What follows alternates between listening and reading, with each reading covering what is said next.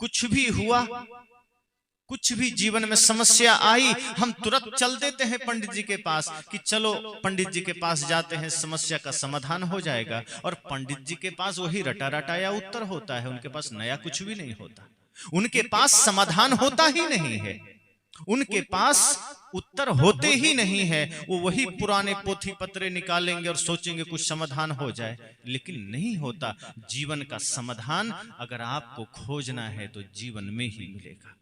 जीवन का समाधान अगर खोजना है तो वर्तमान में मिलेगा। कृष्ण ये नहीं कहते कि तुम पीछे जाओ, वे तो कहते हैं जीवन सदा वर्तमान में है। राम ये नहीं कहते कि तुम पीछे जाओ, वेद ये नहीं कहते कि तुम अतीत को पकड़कर बैठो, कि तुम वस्तुओं के पीछे भागो। हमारे शास्त्र, हमारे संत, हमारे महापुरुष कहते हैं आपके मन में समस्या है और मन को आप साफ करते ही नहीं, मन को आप धोते नहीं हैं।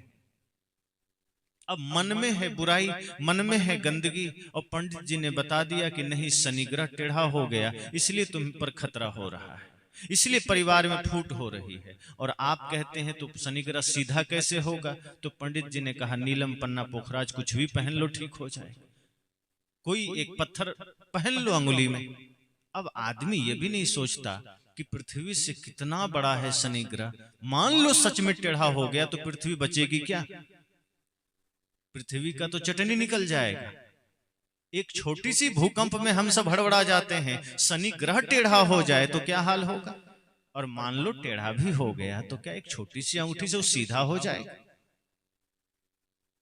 मन में है समस्या, समाधान हम बाहर खोजते हैं।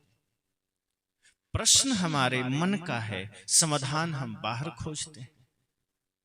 अगर भाई भाई में कटुता आ गई है, सास बहू में कटुता आ गई है, पड़ोसी पड़ोसी में कटुता आ गई है, हमारे बच्चे रास्ते भटक रहे हैं, इसका कारण कोई बाहर नहीं है। इसका कारण, आप अगर बच्चे रास्ता भटके हैं तो उसका कारण आपकी परवरिश हो सकती है, आपका वर्तमान माहौल हो सकता है। अगर भाई से नहीं बनती उसका कारण आपका मन हो सकता है, माता पिता के साथ आपका नहीं बनता उसका कारण आपका मन है, दूसरा कुछ भी नहीं है। क्योंकि अगर मन निर्मल हो तो लक्ष्मण जी तो कटु स्वभाव के थे, क्रोधी स्वभाव के थे, लेकिन राम का मन निर्मल था तो दोनों में कभी झगड़ा नहीं हुआ, कोई कारण नहीं बन सका, दोनों को कोई माध्यम नहीं मिला कि हम झगड़ लें, बल्कि जगह जगह पर लक्ष्मण जी ने राम जी को थपेड़े भी दिए हैं, कटु शब्द भी कहे हैं। आप सबको याद हो कि घटना, जब समुद्र से राम जी रास्ता मांग रहे थे, 3 दिन हो गया, समुद्र ने रास्ता नहीं दिया, तो लक्ष्मण जी ने कहा लगता है आपकी बुद्धि खराब हो गई, ये समुद्र है, ये जड़ है, इसको थोड़े पता है कि हमारे सामने राम बैठा है रास्ता मांग रहा है। तो राम को लक्ष्मण ने क्या कहा? कायर मन का एक अधारा, दैव दैव आलसी पुकारा। राम जी को कायर कह दिया कि वीर पुरुष का ये लक्षण नहीं है कि वो समुद्र से रास्ता मांगे और आप बरसों बैठे रहेंगे, ये जड़ समुद्र आपको रास्ता नहीं देगा।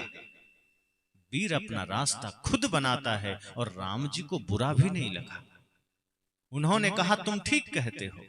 और तब राम जी ने भी कहा विनय न माने जलधि जड़, गए 3 दिन बीत। अब देखिए इसी प्रश्न में उत्तर भी है, विनय न माने कौन? जलधि, जलधि कहते हैं समुद्र को, तो विनय न माने जलधि क्यों? जड़, क्योंकि वो जड़ है, उसमें चेतना नहीं। अब जैसे ये माइक मेरे सामने लगा है, अब मैं कहूं ए माइक थोड़ा पीछे हो जाओ, तो आप लोग कहेंगे लगता है बाबा जी का बुद्धि खराब हो गई। ये माइक जड़ है, बिना हिलाए डुलाए खुद कैसे हिलेगा? मैं कहूं ये पेड़ इधर आ जा, पेड़ आएगा क्या? लाइट जो वहां खंभे में लगा, मैं कहूं लाइट यहां आके लग जाओ, लगेगा? ये बिल्कुल नासमझी की बात है। लक्ष्मण ने राम जी से कहा ये समुद्र जड़ है, आपके अनुनय विनय कोई नहीं सुनता। तो राम जी को भी आभास हुआ और क्या कहा? विनय न माने जलधि जड़, ये जड़ है, ये विनय नहीं समझता। अगर सामने कोई खंभा है और आप गाड़ी लेकर जा रहे हैं और आप कहें कि नहीं मैं नहीं हटूंगा, खंभे तू हट, और फिर भी आप बढ़ेंगे तो सिर में टांके लग सकते हैं, लेकिन वो खंभा हट नहीं सकता है। ये मूर्खता की निशानी होगी कि आप खंभे को हटाना चाहेंगे। ज्ञानी होने का लक्षण यह है कि आप रास्ता बदल लीजिए। वीर होना और ज्ञानी होना एक साथ जरूरी है, वरना कोई वीरता में मूर्खता भी कर जाता है। मृत्यु से नहीं डरना चाहिए। संत कहते हैं कि मृत्यु तो एक दिन होगी, मत डरो, वीर बनो। राष्ट्र की सुरक्षा के लिए मत डरो, वीर बनो। अब वीर बनने का मतलब यह थोड़े है कि सड़क पर जाइए, ट्रक आ रही है और कहिए कि ठीक है हमको डर नहीं लगता, आ जाओ। तो ये तो नासमझी है। ट्रक चढ़ जाएगा, प्राण निकल जाएगा। हमें डरना नहीं है, नाग सांप के मुंह में उंगली डालने चले जाइए, तो ये तो नादानी है। सावधानी रखिए। इसलिए राम जी का स्वभाव शीतल है, लक्ष्मण जी का स्वभाव कठोर है। पर क्या विवाद हुए? क्या छोटा भाई है ना लक्ष्मण, राम जी को तो ये अहंकार नहीं हुआ कि छोटा मुझसे कैसे बोल दे, छोटा भाई कैसे क्रोध कर दे। आज कोई छोटा भाई सलाह दे दे बड़े भाई को, बड़ा भाई इतना बड़ा आंख कर लेता है कि आंख में ही घुस जाएगा। ऐसा लगे कि इतनी हिम्मत तुम्हारी, तुम जानते नहीं मैं कौन हूं, तुम्हारी इतनी हिम्मत। और दूसरी घटना देखिए, कृष्ण और बलराम। बलराम बड़े भाई हैं, वही स्वभाव जो लक्ष्मण जी का है वो कृष्ण के बड़े भाई में है। कृष्ण छोटे हैं, लेकिन कभी विवाद हुआ क्या? जो काम कृष्ण करना चाहते थे वो हुआ भी, और भाई को नाराज भी नहीं होने दिया। जो सत्य था उसे मनवा भी लेते थे और बलराम जी को नाराज भी नहीं करते थे। इतनी महानतम बुद्धि भगवान श्री कृष्ण के पास है। तो वो योगेश्वर भगवान कृष्ण ने पूरी दुनिया को वो प्रेम का मधुर संदेश दिया। वैसा संपूर्ण ज्ञान का संदेश तो कोई दिया ही नहीं संपूर्ण सृष्टि को। सोचिए, वो गाय चरा रहे हैं, सबसे पहले तो भगवान श्री कृष्ण ने ही जातिवाद खत्म कर दी, छुआछूत खत्म कर दिया कि गाय चराने में तो सबके बच्चे साथ में हैं। ऐसा थोड़े है कि सिर्फ नंद बाबा के ही बच्चे हैं, कि उनके ही आसपास के बच्चे हैं। कोई पिछड़ा समाज का है, कोई कमजोर है, कोई गरीब है, कोई ब्राह्मण है, कोई क्षत्रिय है, कोई वैश्य है, कोई शूद्र है, कोई भी है, लेकिन भगवान कृष्ण सबके साथ गाय चराते हैं। और जब खाने का समय होता है तो सबके घर से भूंजा आया है, चना चबैना आया है, और कृष्ण के घर से माखन आया है। लेकिन भगवान कृष्ण के अकेले माखन थोड़े खाते थे, कहते थे सब रख दो एक ही में और हम अपना माखन ऊपर से रख देंगे और मिला के सब साथ में खाएंगे। वहीं उन्होंने मिटा दिया छुआछूत को। और दूसरी क्रांति उन्होंने उस समय कर दी जब पूरी दुनिया पत्थर पूजने में पागल थी, इंद्र की पूजा करने में पागल थी। भगवान ने कहा इंद्र की पूजा क्यों करते हो? कहा नहीं पूजा करेंगे तो पानी नहीं बरसाएगा। कहा मत करो, हम देखते हैं क्या करता है। नहीं करना इंद्र की पूजा तो किसकी करें? अरे हमारी गाय गोवर्धन में चरती है, इसकी कर लो। इंद्र की पूजा से बढ़िया इस पहाड़ की पूजा कर लो, गाय चरती है यहाँ। लोगों ने कहा इंद्र नाराज हो जाएगा, कहा हम देख लेंगे। विरोध कर दिया। कहा ये इंद्र की पूजा करने से बारिश नहीं होती, बारिश होनी ही है, उसका वैज्ञानिक लक्षण है, कारण है, इसलिए बारिश होते हैं। अगर इंद्र की पूजा करने से ही बारिश होती तो फिर जहां जहां मुसलमान हैं वहां बिल्कुल भी ना होती, क्योंकि वो तो बिल्कुल ही ना करते हैं। और जहां जहां पूजा होती है फिर वहां तो बढ़िया से होती बारिश। फिर बेमौसम बरसात क्यों होती? फिर लोग बाढ़ में क्यों डूबते? मान लीजिए कोई एक दो व्यक्ति पूजा नहीं किया, 10-20 नहीं किया, पर क्या पूरा भारत नहीं करता? लेकिन जब बाढ़ आती है सब बाढ़ में समा जाते हैं, वहां सबकी दुर्गति हो जाती है। तो कृष्ण प्रेम का संदेश देते हैं। बलराम उग्र हैं, थोड़ा उद्वेगित हो जाते हैं, लेकिन भगवान श्री कृष्ण ने अपने प्रेम के मधुर वंशी से उन्हें भी सामंजस्य में ले लिया, उनके साथ भी समन्वय बिठा लिया। हम सत्संग सुनते हैं, हम प्रतिदिन सत्संग सुनते हैं लेकिन अपने मन के विकारों को मिटाते कहां हैं। सदगुरु कहते हैं आपके जीवन की महत्ता तब नहीं है जब आप अपने जीवन के लिए व्यवस्थाएं कर रहे हैं, आप अपने जीवन के विस्तार के लिए साधन जुटा रहे हैं, घर बना लिए, मकान सजा लिए, खेत खलिहान खरीद लिए और तमाम तरह के बिजनेस व्यापार कर लिए, तो आपने क्या किया? इतना ही किया कि आप अपने शरीर की व्यवस्था को बढ़ा लिया। इस शरीर का सदुपयोग थोड़े न कर लिया।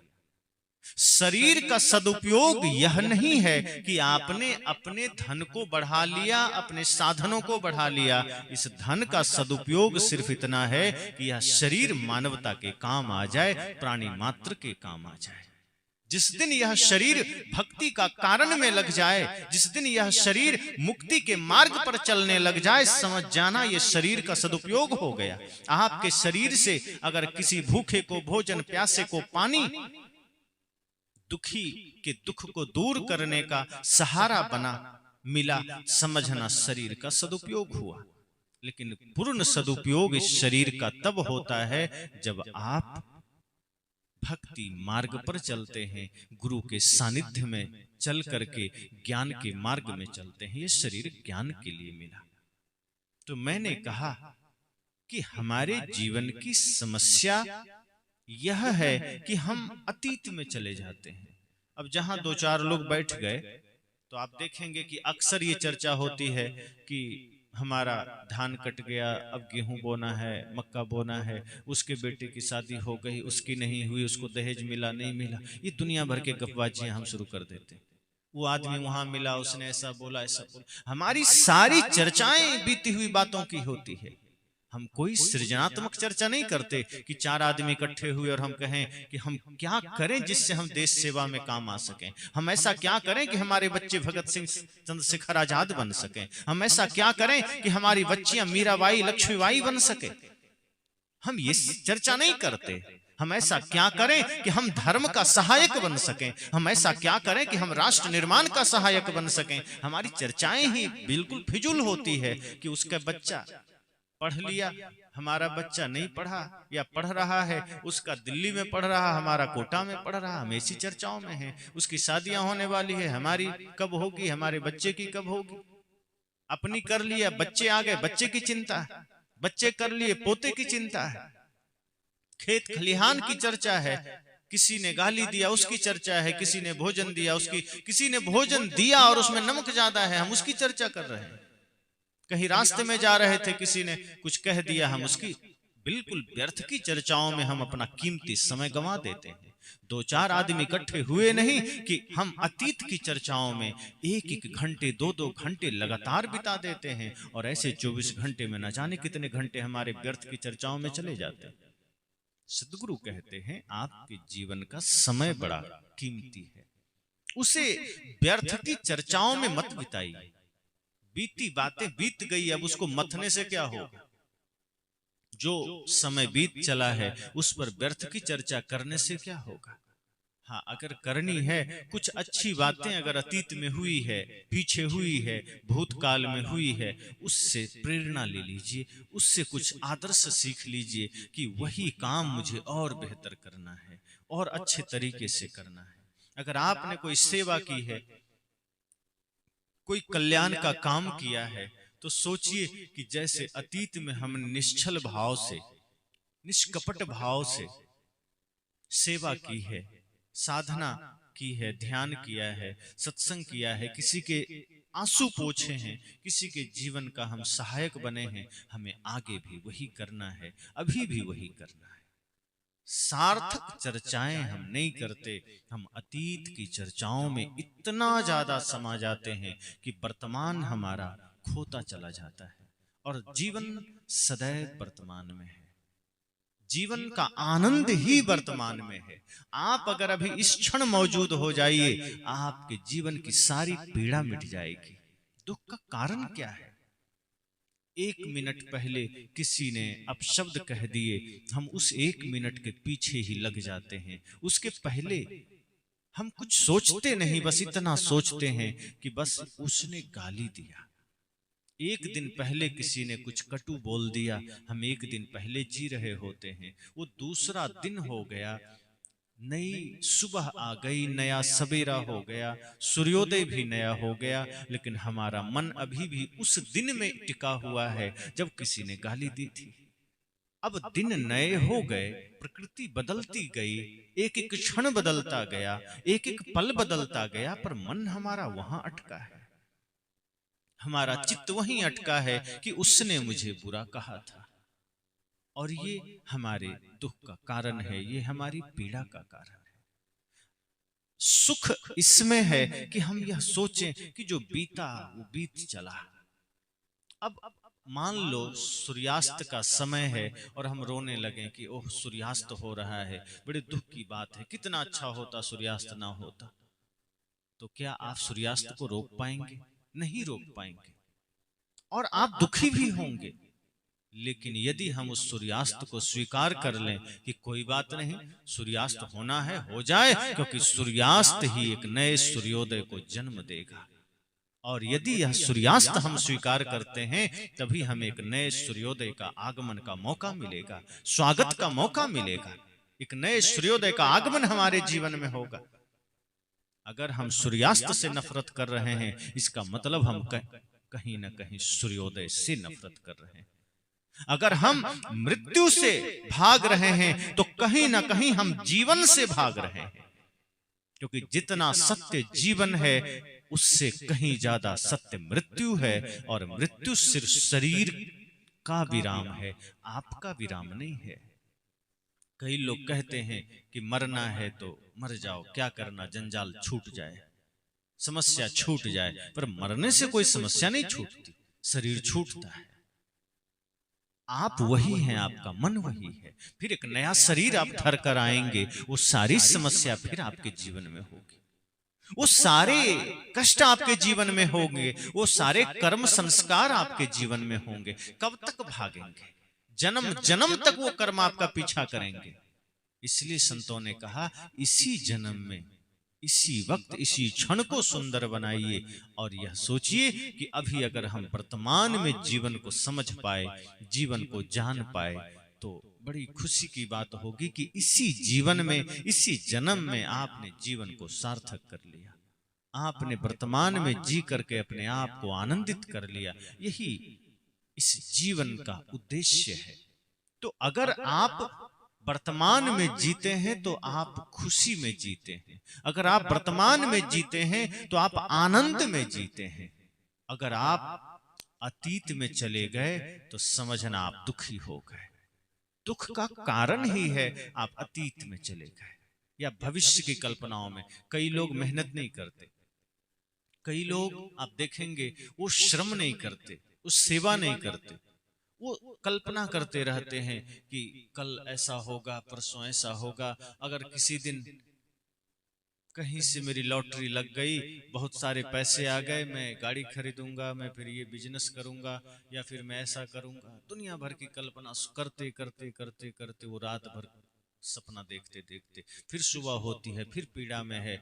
अब रात भर सपना तो देख रहा था मैं राजा बन जाऊंगा, मेरे पास धन होंगे, रथ होंगे, सारे साधन होंगे, सोने चांदी होंगे, बढ़िया बढ़िया कपड़े होंगे। लेकिन जब नींद खुलती है तो सामने वही टूटी खाट, वही पिता की कर्कश ध्वनि, वही पड़ोसियों की ध्वनि, वही कुत्ते बिल्ली की आवाज, वही मुर्गी की आवाज। आदमी सोचता है कितना नरक हमारा जीवन। हम भविष्य की कल्पना में थे, हम सपने में खोए थे, पर वर्तमान को बेहतर बनाने के लिए हमने कोई श्रम नहीं किया, हमने कोई यत्न नहीं किया, और किया भी तो सिर्फ हमने भौतिक जीवन को बनाया।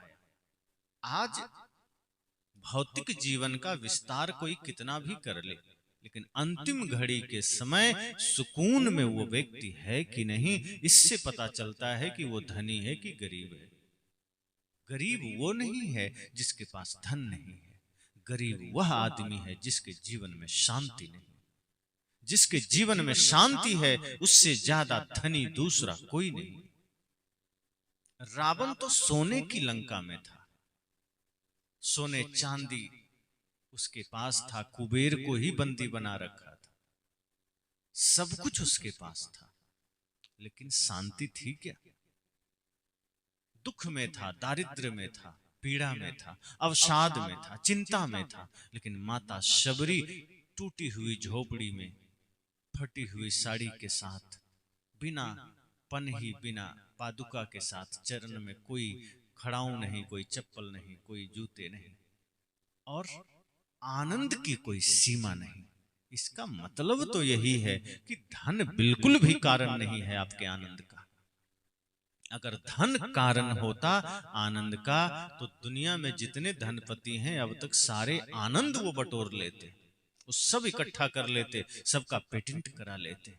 ये आनंद ही ऐसा है जिसका संबंध आपके मन की निर्मलता से है, आपके मन की पवित्रता से है, आपकी भक्ति, आपकी साधना से है।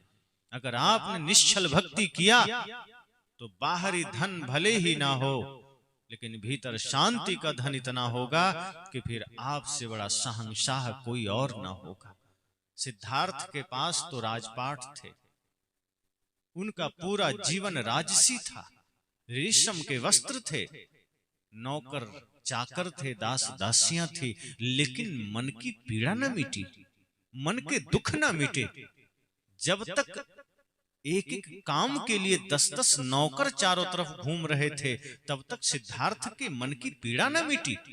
लेकिन जिस दिन उन्होंने वो बाहर के भौतिक जीवन का त्याग किया, फकीरी वेश धारण किया, धीरे धीरे वो सारी पीड़ा मिट गई। और जब बाहर सब कुछ था तो पीड़ा थी, जब बाहर का सब कुछ मिटा तो भीतर परम शांति थी। फिर बड़े बड़े सम्राट भी उनके चरणों में गए कि वो शांति हमें भी दे दीजिए। इसका मतलब शांति आपके मन की निर्मलता से है, शांति भक्ति से आती है, शांति साधना से आती है, शांति धन से नहीं आता।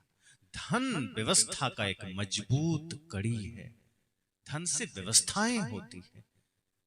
धन गलत नहीं है कि धन की आवश्यकता नहीं।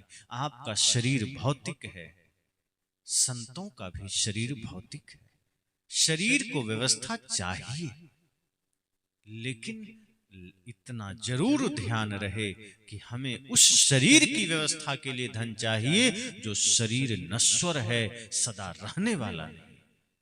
यह शरीर साधन है और यह शरीर हमें इसलिए मिला है कि हम भक्ति का काम कर सकें, मुक्ति का काम कर सकें, परहित का काम कर सकें, दूसरे की पीड़ा हर सकें। और उसके लिए शरीर की व्यवस्था चाहे जितनी करनी पड़े, धन कमाइए, बढ़िया धन कमाइए, जितना धन हो वो धन किसी निर्धन का काम बने, वो धन आपका धर्म का कारण बने। आपके पास अगर शारीरिक बल है और वो बल किसी निर्बल के काम आ गए तो समझना आपका बल सार्थक हो गया। आपके पास अगर आर्थिक रूप से आप मजबूत हैं, आपके पास धन है तो और वो धन अगर किसी दुखी, दीन, भूखे, प्यासे राष्ट्र निर्माण या समाज निर्माण के काम आ गए तो समझना आपका धन धर्म का कारण बना। लेकिन आज तो धन भी अधर्म का कारण बनता है, बल्कि धन ही अधर्म का कारण बनता है। बहुत कम लोग हैं जो धन का सदुपयोग करके धर्म का सहायक बनते हैं।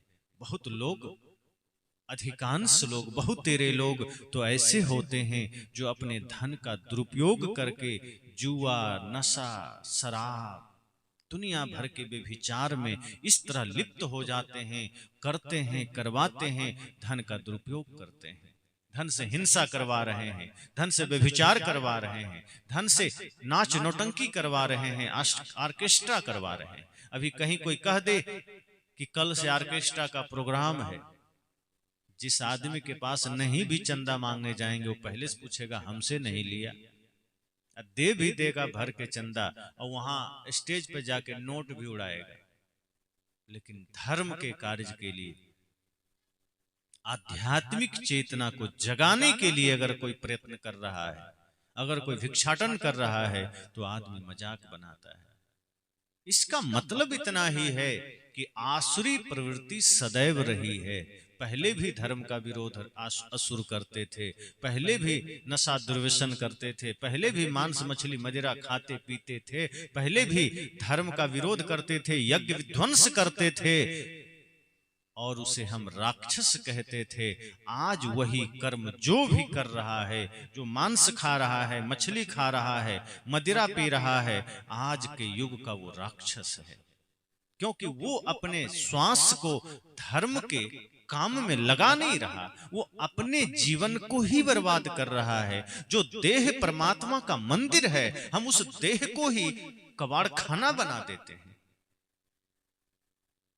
बाहर का मंदिर तो हमने बनाया है, लेकिन परमात्मा ने तो आपके देह रूपी मंदिर को बनाया है। आप अपने बनाए हुए मंदिर की इतनी सुरक्षा करते हैं, इतना देखभाल करते हैं, सुबह शाम जल चढ़ाते हैं, साफ सफाई करते हैं, लेकिन जिस देह रूपी देवालय को स्वयं परमात्मा ने बनाया, वहां क्या करते हैं? बाहर के मंदिर में गए, बढ़िया अगरबत्ती घुमा दिए, ओम जय जगदीश हरे, और जब परमात्मा के मंदिर के पास आए, इसका ध्यान आया, तो बढ़िया गांजा बीड़ी सिगरेट घुमा दिए कि जाओ सब कुछ तुम्हारा ही ठीक। परमात्मा के मंदिर में तो अगरबत्ती है, परमात्मा के मंदिर में गांजा है, सिगरेट है, बीड़ी है, आप अपने बनाए मंदिर में अगरबत्ती है। और दुख तो तब होता है जब परमात्मा के मंदिर में गए, अर्थात शरीर में, तो कहीं दिख गया कि यहाँ शराब की दुकान है, तो चुपके से एक बोतल पी लिए। ये परमात्मा के मंदिर का काम है।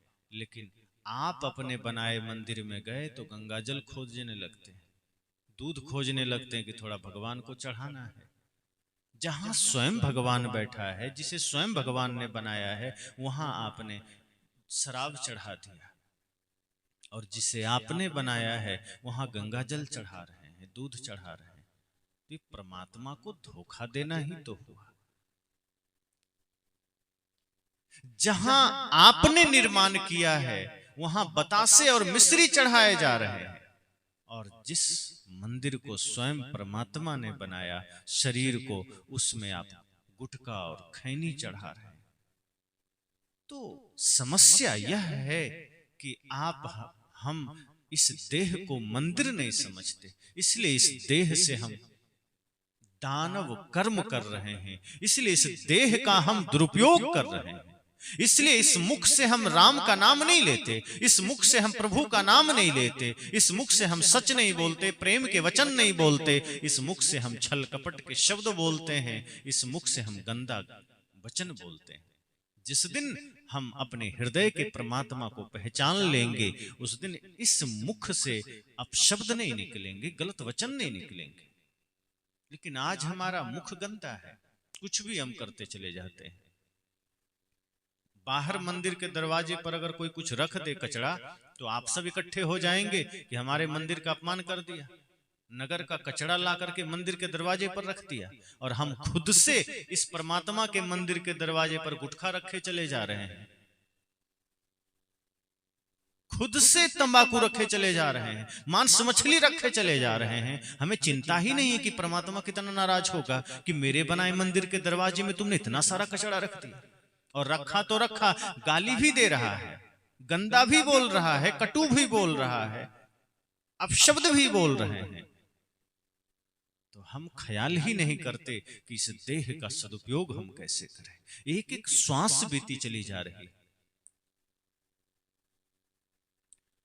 कहा भी है, उम्र देख पल पल घटी जा रही है, निकट मौत छिन छिन चली आ रही है, निकट मौत छिन छिन चली आ रही है। समझ ले तू बंदे इशारा घड़ी का, नहीं है भरोसा इस जिंदगी का।